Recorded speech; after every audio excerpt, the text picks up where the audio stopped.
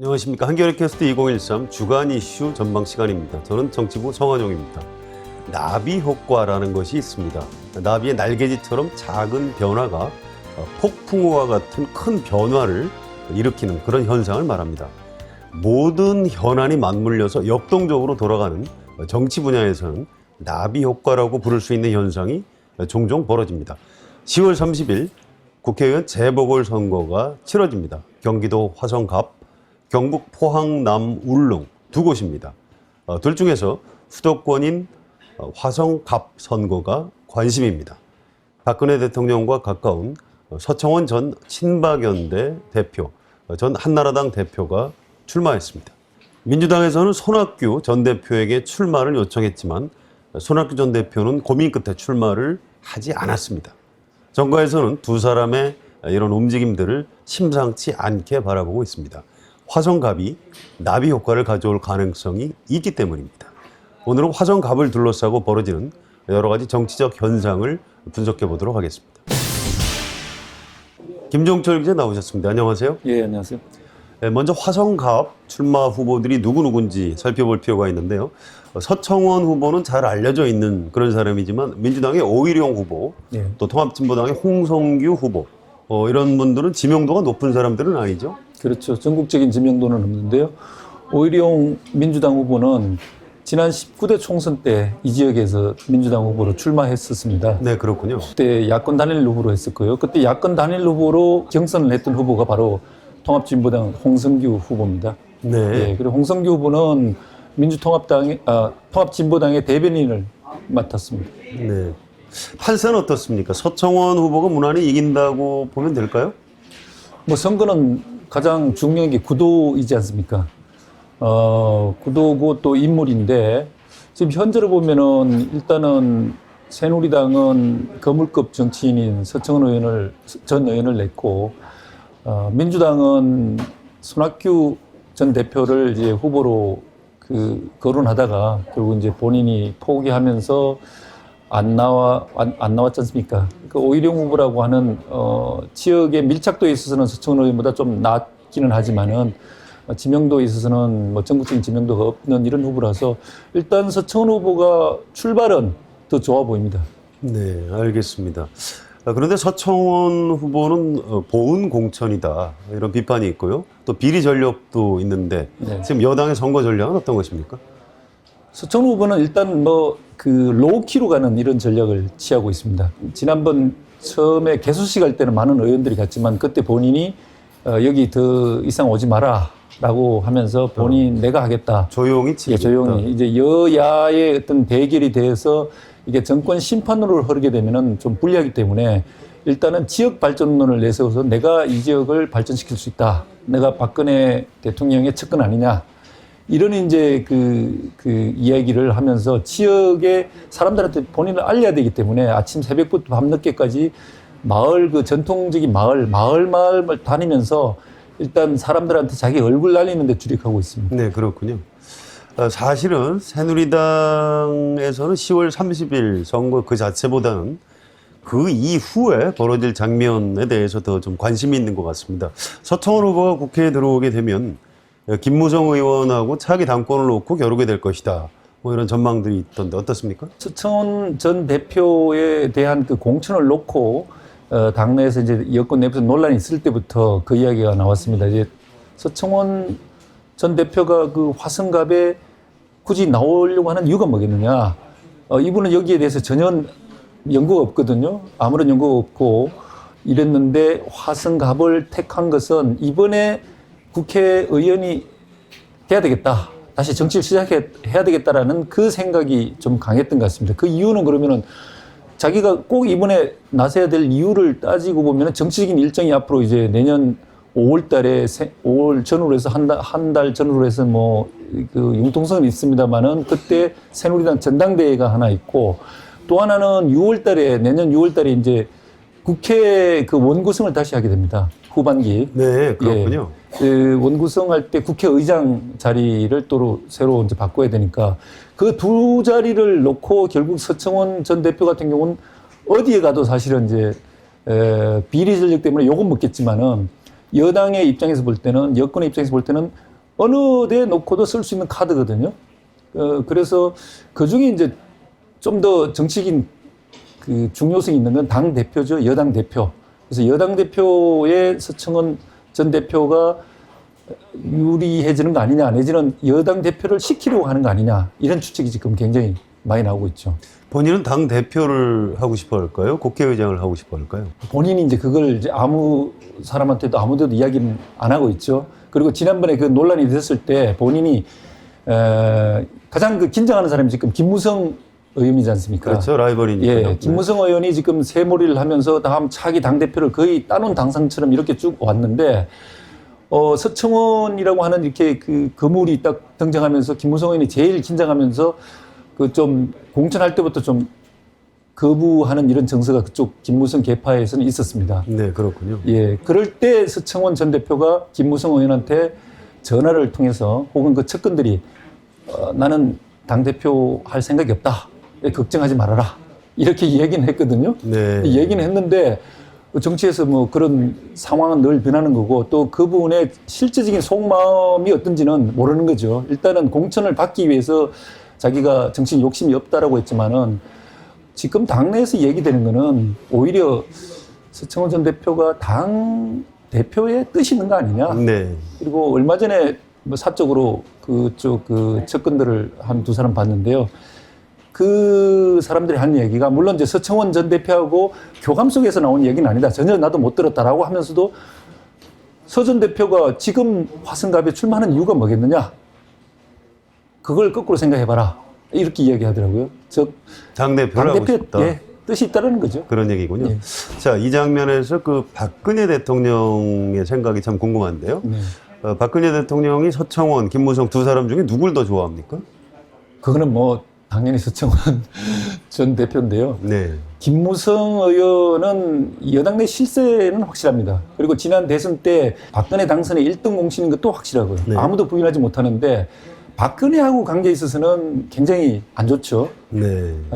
박 대통령이 그 지난 총선 때 김무성 의원이 이제 그 백의종군을 선언하면서 총선 승리에 굉장히 중요한 역할을 했고 그 이후에 지난 대선 때 선대위가 잘 안 돌아갈 때 김무성 의원을 총괄 선대본부장을 안침으로 인해서 이제 안정을 되찾으면서 다시 이제 어떻게 보면 승리할 수 있는 여건을 마련했었는데 개인적으로는 김무성 의원이 탈박을 했었거든요. 네. 이명박 정부 때 탈박을 하면서 박근혜 의원에 대해서 굉장히 모진말을 했어요. 대통령에 대해서는 안 될 사람이다. 그랬기 때문에 그 박근혜 대통령이 김무성 의원에 대해서 맺힌 감정 이 부분들이 전혀 풀리지 않은 걸로 이렇게 이제 정치권에서 다 관측하고 있는데 네. 그동안에는 이제 김무성 의원이 당대표 혼자 선급선급 다가갔는데 막을 재간이 없었는데 서청원 전 대표가 들어오면은 일단 막을 카드가 하나 새로 나온 거죠. 박근혜 대통령은 서청원 대표 카드를 훨씬 선호할 겁니다. 그런 거죠. 한 가지 궁금한 게 말이죠. 새누리당 전당대회가 벌어지면 박근혜 대통령이 친박 인사들을 통해서 개입을 할 것인지 이런 부분인데요. 어떻게 관측하십니까? 저는 개입할 걸로 보는데요. 이제 개입의 정도가 네. 직접적이냐 아니면 간접적이냐 이런 건데 현재는 뭐 대통령이니까 사실은 직접적으로 개입하기는 힘들 겁니다. 그렇죠. 본인이 누구에 대한 지지를 공개적으로 밝힌다든지 이런 건 안 될 텐데 결국 하면 이제 친박계 의원들을 통해서 힘을 몰아준다든지 이럴 텐데 저는 그런 면에서는 개입하리라고 봅니다. 서청원 대표가 직접 당대표 경선에 나서면 그 자체가 이미 박근혜의 낙점을 받은 걸로 봐야 될 것 같고요. 또 한편으로는 이제 당내 이런 이야기도 있습니다. 서청원 전 대표가 당대표가 되기에는 여러 가지 하자가 많지 않습니까? 그렇죠. 물론 이번에 이제 당선이 되면 그런 부분도 어느 정도 뭐 국민들한테 선택을 받았기 때문에 그걸 명분으로 계속 드라이브를 걸겠지만은 그래도 어쨌든 비리 전력자가 여당 대표가 된다는 데에서 상당히 이제 반발이 있을 수 있는데 그럴 경우에는 서청원 카드가 아닌 최경환 지금 원내대표 카드를 꺼내들 수도 있다. 아, 제3의 인물로. 예. 네. 그래서 그 최경환 원내대표가 맞추고 나면 당대표 그 도전할 수 있는 뭐 그 정치적인 자격은 되니까요. 경력이 되죠. 예. 네. 그래서 최경환 카드를 꺼내고 거기에 대해서 서청원 전 대표가 밀어주는 이런 형태가 되지 않겠냐. 뭐 여하튼 서청원이 되든 최경환이 되든 두 사람이 그 당내 당대표 전당대회 경선에 나선다 그러면은 그거는 박근혜 대통령의 뜻이 담겼다. 이렇게 다 읽혀질 겁니다. 네, 여권 안에서 서청원 대 김무성 예. 또는 서청원 대 최경환 이렇게 일종의 권력투쟁 같은 것이 벌어질 가능성도 있다고 봐야 될까요? 일단 김무성 이제 의원이 어떤 행보를 취하느냐에 따라 다른데 김무성 의원은 지금 굉장히 본인이 이번에 당권을 쥐고 그 다음에 대선까지도 다음 차기 이렇게 그 생각하는 행보를 취하고 있는데 대선 뜻이 있다고 밝혔죠. 예. 네. 근데 이제 여기에서 본인이 박근혜 대통령의 뜻을 살펴서 아 내가 이번에 아닌 모양이다라고 해서 본인은 물러나지 않으면은 네. 당내 그렇게 어떻게 보면은 맞부딪히는 이런 형태로 갈 텐데 김무성 의원의 스타일로 볼 때는 저는 그대로 밀어붙이지 않을까. 네. 김무성 의원의 별명이 있죠. 무대죠, 무대. 무대가 무슨 뜻입니까? 김무성 대장 네. 이런 뜻인데요. 김무성 의원이 원래 좀 보스 기질이 있고 의원들한테 대해서 카리스마가 좀 있습니다. 그래서 본인이 이제 밀어붙인다든지 또 장악하고 이런 부분들이 강하기 때문에 그 무대의 별명답게 좀 밀어붙이려고 하는 게 아닌가. 네. 지금도 보면은 사실은 이제 그 정권 초반기에 이렇게 대권에 대한 생각을 밝히는 게 쉽지 않은데, 쉽지 않죠. 예, 김무성 의원은 그 부분들을 과감하게 지금 밝히면서 나가고 있거든요. 네, 알겠습니다. 자, 이번에 야당 얘기를 좀 해볼까요? 민주당의 김한길 대표가 손학규 전 대표를 찾아가서 출마를 해달라 이렇게 공식적으로 요청을 했는데 손학규 전 대표가 출마를 안 했거든요. 예. 출마를 안 한 이유가 뭘까요? 본인은 뭐 지난번에 출마 안 하는 이유를 그렇게 이야기했었죠. 지금은 때가 아니다. 대선 패배에 대한 책임이 나한테도 있는데 지금 자숙할 때다. 이렇게 이야기를 했습니다.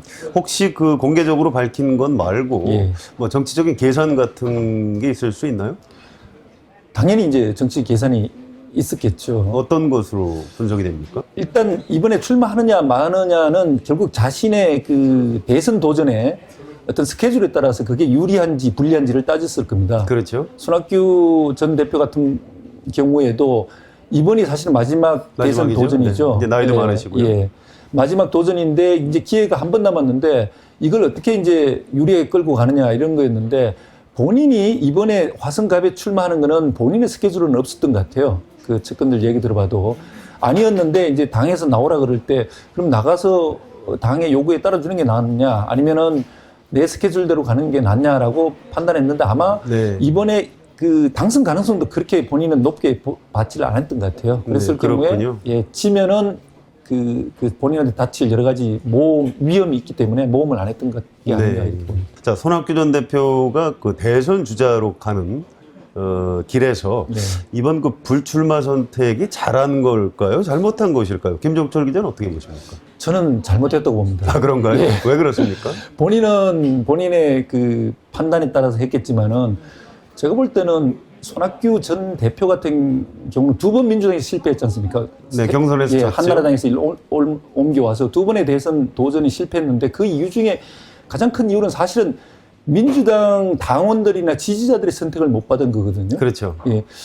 그 당원들이 요구하는 혹은 지지자들이 요구하는 어떤 정치적인 색깔이라든지 뭐 이런 부분들을 자기 포지셔닝을 못했기 때문에 이 사람을 우리의 그 대장으로 진짜 내세워도 좋을까라는 거를 당원들이 스스로 자문했을 때 그렇게 떳떳하지 못하다. 뭐 네. 이런 것 때문에 손학규 그 대표가 굉장히 스펙은 좋지만 본선 경쟁력이 있지만은 예선에서 계속 떨어졌단 말입니다. 근데 이번 같은 경우도 사실은 이제 본인이 그 당원들이 요구를 했지 않습니까? 제발 좀 나와주세요. 또 의원들도 했고 이러면은 그걸 받아들였다 그러면은 정말로 이제 어떻게 보면 민주당이 손학규에 대해서 빛을 너무나 크게 지기 때문에 네. 그동안 과거에도 두 번이나 본인 그 손학규 의원이 당 그 분골 쇄신 당을 위해서 일했는데 자기들이 선택을 안 해줬지 않습니까? 근데 네. 이번에 이제 세 번째 그렇게 됐을 경우는 참 곤란하지 않습니까? 근데 그런 면에서는 의원들도 그렇고, 다음에는 손학규를 해야 되겠다, 이런 얘기들을 많이 하더라고요. 근데 이제 이번에 본인이 차버렸기 때문에 당심을 사는데 이번에 결정적인 실수를 했다. 네. 자, 손학규 전 대표가 이제 출마하지 않기로 결정하고 그 다음날 그 동아시아 미래재단 창립 기념 행사를 했는데 이 자리에 김한길 대표, 민주당의 김한길 대표는 참석을 안 했고요. 네. 안철수 의원이 참석해서 인사를 했습니다. 그래서 손학규, 안철수 연대서를 이제 기사로 쓰는 언론도 있었는데요. 자, 두 사람의 연대 가능성, 김종철 기자 어떻게 보십니까? 전 뭐 연대 가능성은 별로 없으리라고 보는데요. 왜 현재 그렇게 보시죠? 상황에서는 첫 번째는 손학규 의원은 민주당 사람이고 안철수 의원은 민주당하고는 상관없는 분이고 별도의 정당을 차리려고 하기 때문에 손학규 의원은 사실은 민주당을 떠나서는 서기가 좀 힘들지 않습니까? 본인이 한나라당을 탈당해서 옮겨온 전력도 있는데 또 다시 옮겨갈 수는 없는 예, 것이죠. 그런 면에서는 너무 이제 민주당 내에서 움직여야 되는 분이기 때문에 그런 부분에서 그 접점이 별로 없는 걸로 보이고 또 하나는 이 두 사람이 둘 다 대선에 욕심이 있잖아요.